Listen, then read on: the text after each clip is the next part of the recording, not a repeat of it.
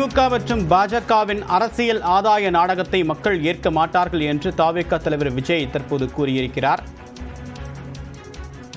திமுக மற்றும் பாஜகவுடைய அரசியல் ஆதாய நாடகத்தை மக்கள் ஏற்க மாட்டார்கள் என்று தாவேகா தலைவர் விஜய் கூறியிருக்கிறார்.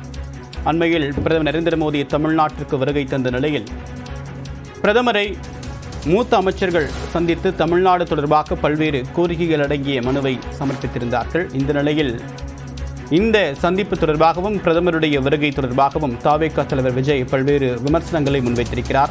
இது ஒரு அரசியல் ஆதாய நாடகத்தை மக்கள் ஒருபோதும் ஏற்க மாட்டார்கள் என்று தற்போது தாவேகா தலைவர் விஜய் கூறியிருக்கிறார்.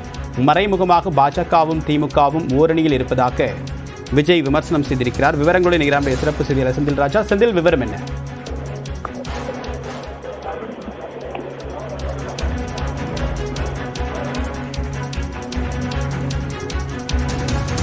விஜய்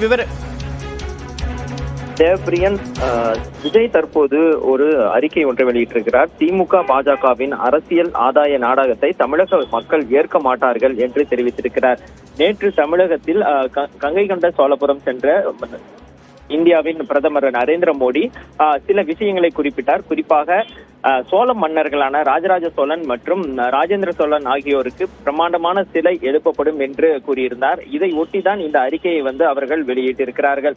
மாபெரும் யானைப்படை, கப்பற்படை கட்டமைப்பு வீடு மிகுந்த சோழ பேரரசால் அமைக்கப்பட்டது. இன்றளவும் தமிழக மண்ணுக்கும் தமிழகத்திற்கும் தமிழ் அடையாளமாக கங்கை கொண்ட சோழபுரத்திற்கும் தமிழையும் தமிழ்நாட்டையும் ஓரவஞ்சனையுடன் ஒதுக்கும் தமிழக ஒன்றிய பாரதிய ஜனதா அரசின் பிரதமர் ராஜராஜ சோழனுக்கும் ராஜேந்திர சோழனுக்கும் சிலை அமைக்கப்படும் என்று அறிவித்ததோடு சோழர்களின் பெருமை குறித்து நமக்கு பாடம் எடுப்பது போலவும் பேசி சென்றுள்ளார். 75 ஆண்டுகளை கடந்த கட்சி என்று தமிழர் அடையாளம் என்றாலே அது தங்களுக்கு மட்டுமே உரியது என்ற போலவும் பொய்யான மார்த்தட்டி கொள்ளும் தற்போதைய ஆளும் கட்சியான திமுக தமிழர் பெருமையான சோழ பேரரசுக்கு உரிய மரியாதையை முன்பே முழுமையாக அளித்திருந்தால் இது போன்று தமிழகத்து எதிராக இருக்கும் ஒன்றிய பாரதிய ஜனதா அரசு இதை கையில் எடுத்திருக்காது. இதையெல்லாம் செய்யாமல் ஒன்றிய பிரதமர் வருகையை தமிழ்நாட்டு பெருமை என வாஞ்சியை சொல்லி சிலாகித்திருக்கிறது என்று விமர்சனம் செய்திருக்கிறார் தேவப்பிரியன். விரிவான தகவலுக்கு நன்றி.